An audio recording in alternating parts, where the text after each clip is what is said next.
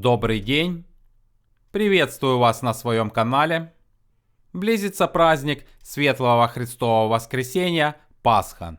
И по этому случаю я решил сегодня немного отойти от основной тематики своего канала и испечь пасхальные куличи не совсем в традициях вегетарианского питания. Правда, и у них будет своя особенность. Мои пасхи будут без дрожжей и без молока, зато с большим количеством сухофруктов, что делает их в разы вкуснее. Приступим. Для начала приготовлю опару. Вместо дрожжей я буду использовать домашнюю закваску на ржаной муке. Ее мне понадобится 2 столовых ложки. Добавляю воду, где-то чуть больше, чем полстакана. Затем хорошенько размешиваю до однородной массы. После этого просеиваю туда же 1 стакан белой муки. И еще раз очень тщательно размешиваю.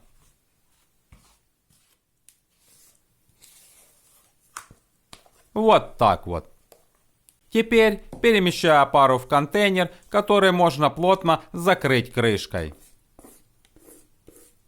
И убираю ее в теплую комнату, где температура составляет примерно плюс 28 градусов на 8 часов. Ну, вообще надо смотреть, насколько быстро опара будет подниматься.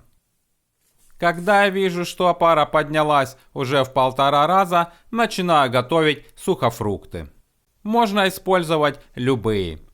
Сегодня в рецепте у меня будут те, которые мне попались в магазине. Это клюква, изюм, чернослив, инжир и курага. Общий их вес составляет примерно полкилограмма. Перекладываю в дуршлаг. И для начала хорошенько промываю.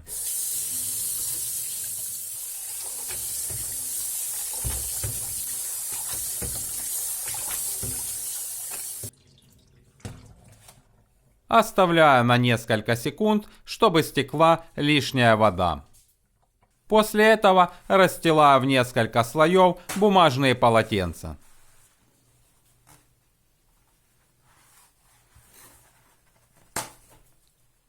И выкладываю туда все сухофрукты.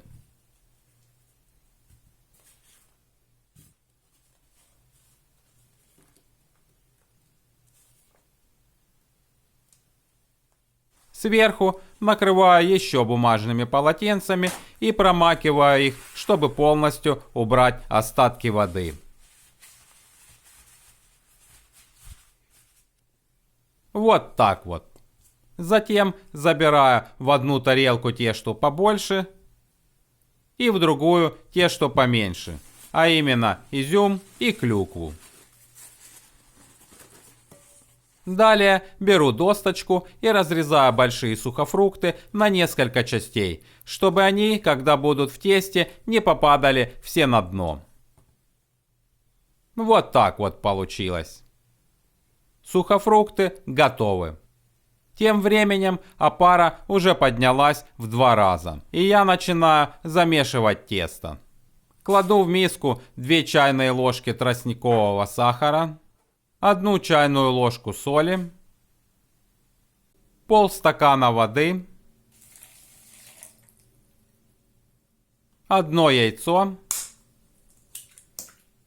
и перемешиваю все до однородности. Беру опару. О, она увеличилась уже почти в 2,5 раза. Вот так вот она должна выглядеть.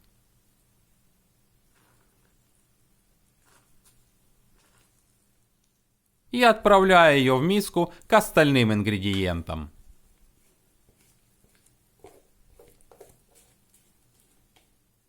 Теперь еще раз размешиваю все до однородной массы.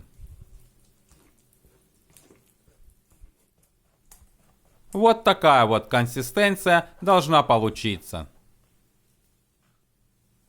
После этого отправляю сюда все сухофрукты.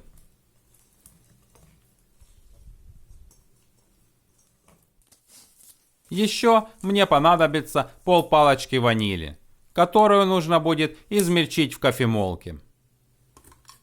Нарезаю ее перед этим на сантиметровые кусочки, закрываю крышкой и перемалываю. Готово. Отправляю ее тоже в миску. И затем еще раз все хорошенько перемешиваю. После этого просеиваю сюда еще 2 стакана муки.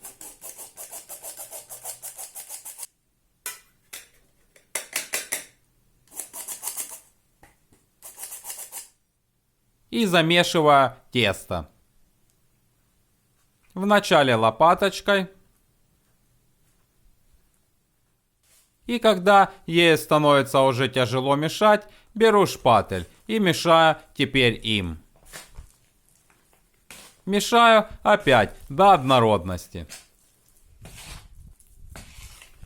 Вот так вот. Теперь настало самое время подготовить формы для запекания. Я буду использовать бумажные формы 110 диаметра. Понадобится их 2 или может быть даже 3. Подготовлю на всякий случай 3. Подготовка заключается в том, что формы нужно смазать маслом. Я сегодня использую кокосовое. Формы готовы. Возвращаюсь к тесту. Теперь беру его в руки и мешаю еще минут 5-7 руками.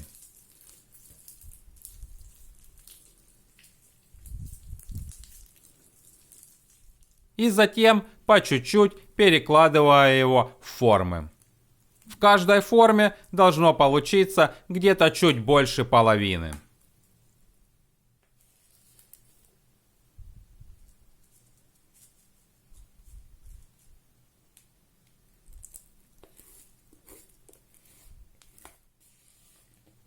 Все-таки тесто вышло всего на 2 формы. Слегка разравниваю сверху лопаточкой.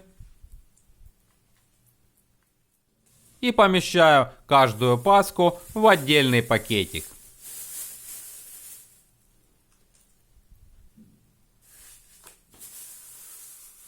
Завязываю его так, чтобы он не падал на верхнюю часть паски. После этого убираю их в теплую комнату, как и опару, до тех пор, пока они не поднимутся до самого верха. Прошло 5 часов.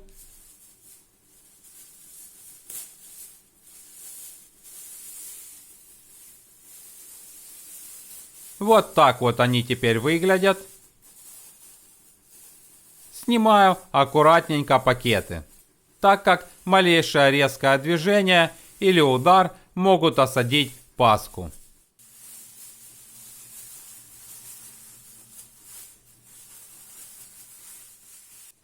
Ставлю их на решетку и отправляю запекаться в заранее разогретую духовку на полчаса при температуре 180 градусов и еще на полчаса при температуре 150 градусов. Но все это зависит от того, какая у вас духовка. Ну а тем временем приготовлю украшение.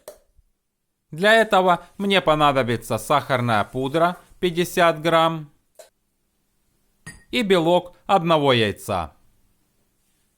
Беру миксер и взбиваю их.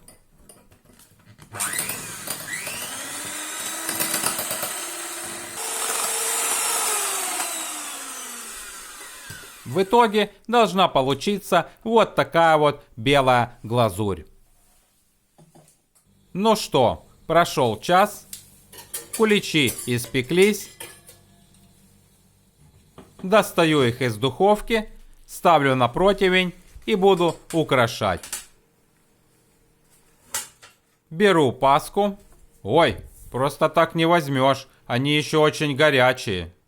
Возьму с помощью бумажного полотенца, свернутого в несколько слоев, и опускаю верхушку в получившуюся глазурь, пока они еще горячие, чтобы она быстро высохла и не было слишком много потеков.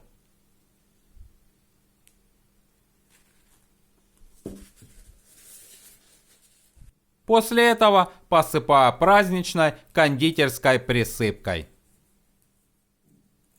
Это украшение, конечно, больше для красоты, хотя многие очень любят его съесть. И теперь вторую. В прошлом году, когда я пек цельнозерновые веганские пасхальные куличи, то я их украшал точно так же, только при помощи кокосового масла, стружки и разноцветных специй. При желании можно использовать и этот вариант. Кому интересно, ссылку на этот ролик оставлю в описании. Можете посмотреть, как это было. Оставляю их на некоторое время, чтобы они остыли. Ну что, вот такая вот красота у меня получилась. Думаю, гости останутся довольны. А сейчас настало самое время разрезать ее и посмотреть, какая она там получилась внутри. Ух ты, формочки оказались очень прочными, просто так не разрежешь.